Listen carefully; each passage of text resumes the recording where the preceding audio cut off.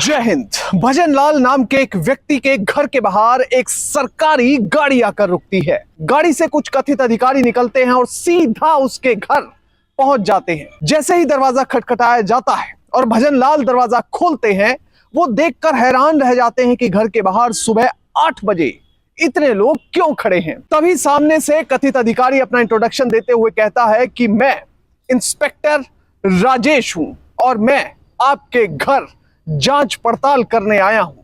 आप विदेशों में लोगों को भेजते हैं और इसी क्रम में इनकम टैक्स विभाग आपके खिलाफ जांच कर रहा है।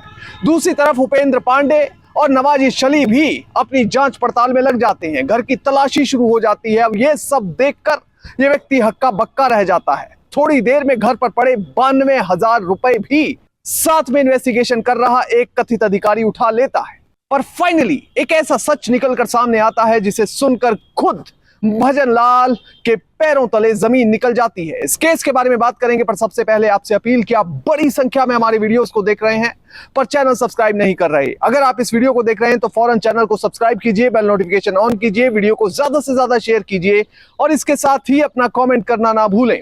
अब इस पूरे केस को समझने के लिए आपको चलना पड़ेगा उत्तर प्रदेश के गोरखपुर की कुसुमी मार्केट में। कुसुमी बाजार में भजनलाल रहते हैं और वो सिंगड़िया में एक कंपनी में एजेंट के तौर पर काम करते हैं। कंपनी का काम है विदेश में लोगों को भेजना, यानी कि इमिग्रेशन की कंपनी थी जो कि विदेश में लोगों को बड़ी तादाद में भेज रही थी। उनसे पैसे लिए जाते थे और विदेश में नौकरी पढ़ाई के नाम पर लोगों को भेज दिया जाता था। अब एक तरफ भजनलाल इस कंपनी में काम कर रहे थे, दूसरी तरफ उन्होंने कुसुमी में अपना 2 मंजिला घर बना लिया था। कुसुमी बाजार है जिसमें बड़ी संख्या में लोग रहते हैं। भजनलाल भी वहां पर रहकर अपना जीवन गुजर बसर कर रहे थे। अब 14 जून को शुक्रवार का दिन सुबह सुबह 8 बजे अचानक से भजनलाल के घर के बाहर गाड़ी आकर रुकती है जिस पर भारत सरकार इनकम टैक्स विभाग लिखा होता है। अब इस गाड़ी से 3 कथित अधिकारी बाहर निकलते हैं और सीधा भजनलाल के घर के दरवाजे को खटखटाया जाता है, बेल बजाई जाती है। अब भजनलाल सुबह सुबह उठे थे, उन्होंने सोचा कि शायद पड़ोसी ना आए हो। वो एकदम से दरवाजा खोलते हैं तो देखते हैं कि बाहर कुछ लोग फॉर्मल ड्रेस डालकर खड़े हुए हैं। जैसे ही सामने से राजेश नाम का एक व्यक्ति अपना इंट्रोडक्शन देता है और कहता है कि मैं पुलिस में इंस्पेक्टर हूं और आपकी जांच करनी है। अब जैसे ये बात भजनलाल सुनता है, उनके पैरों तले जमीन निकल जाती है, क्योंकि भजनलाल के खिलाफ पहले ही थाने में जांच चल रही थी, क्योंकि वो विदेशों में लोगों को भेजते थे। भजनलाल पैसा लेकर विदेशों में लोगों को भेजते तो थे, पर दूसरी तरफ उनके खिलाफ कुछ मामले भी पुलिस में FIR के तौर पर रजिस्टर करवा दिए गए थे। इन्हीं मामलों की जांच भजनलाल के खिलाफ चल रही थी। अब भजनलाल को यह लगा कि जो पुराने मामले उनके खिलाफ चल रहे हैं, उन्हीं के क्रम में कहीं इनकम टैक्स तक कोई जानकारी साझा ना कर दी गई हो और इसीलिए उनके खिलाफ इन्वेस्टिगेशन इनकम टैक्स विभाग ने भी शुरू कर दी हो। अब भजनलाल जैसे ही इन अधिकारियों की बात सुनता है, वो उन्हें अपने घर में बैठाता है, उनकी पूरी आवभगत करने में लग जाता है और पूछता है कि सर, मेरे से क्या गलती हुई है। अब ये कथित इंस्पेक्टर और उनके साथ आई कथित इनकम टैक्स की टीम ये कहने लगती है कि देखिए, आपके खिलाफ हमारे पास बहुत ज्यादा शिकायतें आई हैं। उन शिकायतों के चलते हमें आपकी जांच करनी है, आपके घर की तलाशी लेनी है और इसके साथ ही आपके जो जो अकाउंट्स हैं और जो जो ठिकाने हैं वहां पर हमें छापा मारना है।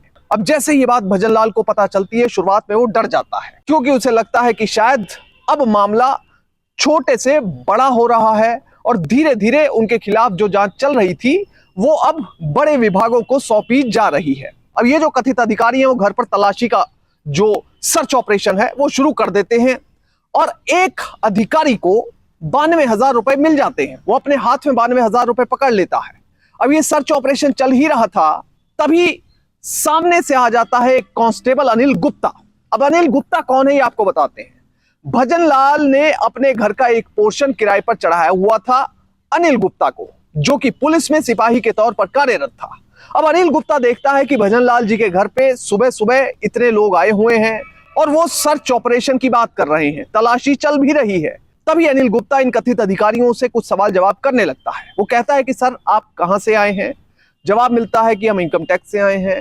वो कहता है कि सर, अगर आप इनकम टैक्स से आए हैं तो आप थाने की पुलिस साथ में लेकर क्यों नहीं आए। अब देखिए, यहां पर बड़ा टेक्निकल सा पॉइंट है। अगर कभी भी कोई सेंट्रल गवर्नमेंट की एजेंसी कहीं भी रेड मारने जाती है तो वो लोकल थाने में जरूर इन्फॉर्म करती है।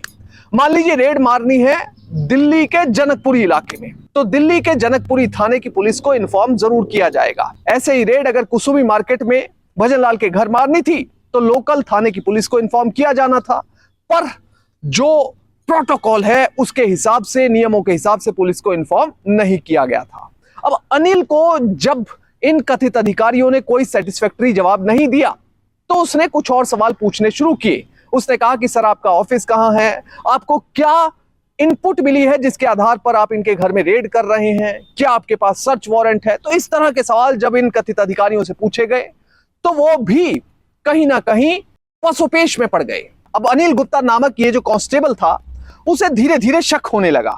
अब इतनी देर में अनिल कहता है कि सर आप अपना सर्च ऑपरेशन जारी रख लेना, मगर उससे पहले मैं लोकल पुलिस को इन्फॉर्म कर देता हूं। अब जैसे ही इनकम टैक्स के कथित अधिकारी ये बात सुनते हैं तो वो उसे रोकने लग जाते हैं। वो कहते हैं कि नहीं, ये हमारा कॉन्फिडेंशियल ऑपरेशन है, इसके बारे में हम पुलिस को नहीं बता सकते।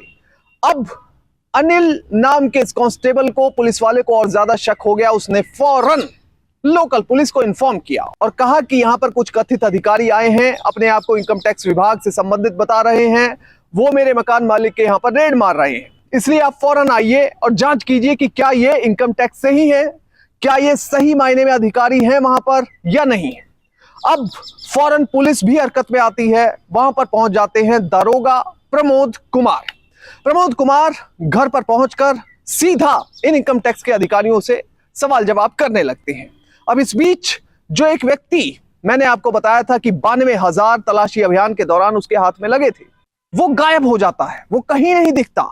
बाद में पता चला कि वो तो फरार हो गया। अब दारोगा को देखकर इनकम टैक्स का एक कथित अधिकारी गायब हो गया तो शक होना लाजमी था। इसके बाद दारोगा ने और साथ आई पुलिस ने सख्ती से सवाल जवाब शुरू किए तो उसके बाद कुछ ऐसे सच निकलकर सामने आए जिसे सुनकर सभी हैरान परेशान रह गए।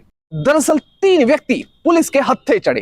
पहला राजेश कुमार, दूसरा उपेंद्र पांडे, तीसरा नवाजिश अली, जो कि अपने आप को इनकम टैक्स का अधिकारी बता रहे थे। अब राजेश दरअसल गोरखपुर के महादेवा बाजार का रहने वाला है और फिलहाल वो दिल्ली में रहता था। दिल्ली में अपना एक दफ्तर भी चलाता था और इस दफ्तर में ही ज्यादातर वो अपने क्लाइंट्स को भी बुलाता था। दूसरा शख्स उपेंद्र पांडे दरअसल बिहार का रहने वाला था और जिस कार में यह कथित इनकम टैक्स की टीम आई थी वो कार भी दरअसल उपेंद्र पांडे की ही थी। और तीसरा शख्स था नवाजिश अली, जो कि नोएडा की खोडा कॉलोनी का रहने वाला था और वो भी काफी समय से बेरोजगार घूम रहा था, जिसके बाद वो इन लोगों के संपर्क में आया और बन गई एक फर्जी इनकम टैक्स की टीम। अब एक व्यक्ति तो इनकी टीम का फरार हो गया। अब इन तीनों को पुलिस गिरफ्तार कर लेती है और अपने साथ थाने में ले आती है। इनके साथ जब पूछताछ शुरू होती है तो कई और खुलासे होते हैं। इसके साथ ही राजेश कुमार के भाई से संपर्क किया जाता है तो उसने बताया कि दरअसल ये सभी के सभी इनकम टैक्स विभाग में किराए पर अपनी गाड़ी दिया करते थे।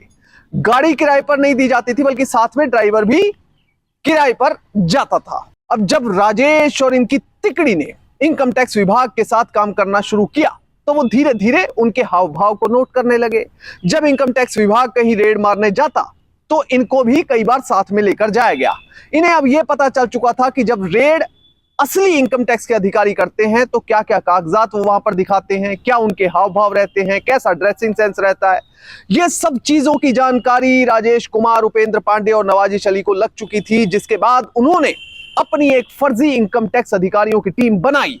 स्पेशल 26 की तर्ज पर उन्होंने जगह जगह पर छापे मारने शुरू किए और करोड़ों रुपए का घोटाला कर डाला। बहरहाल इस पूरे मामले के सामने आने के बाद इन सभी को गिरफ्तार कर लिया गया और फाइनली जो माननीय अदालत का फैसला होगा वही अंतिम सत्य होगा। पर इस पूरे मामले से हमें सीख क्या मिलती है? हमें सीख मिलती है कि कभी भी ऊंचे पद को हासिल करने के लिए, पावरफुल पोजीशन को हासिल करने के लिए गलत रास्ते का अख्तियार ना करें। पढ़ें, मेहनत करें, कंपटीशन को क्रैक करें और उसी के जरिए पावरफुल पोजीशन पर पहुंचा जा सकता है, ना कि कभी भी गलत रास्ते का अख्तियार करें। क्योंकि अगर आप ऐसा करेंगे तो कानून के हाथ एक ना एक दिन आप तक भी पहुंच जाएंगे। जय हिंद।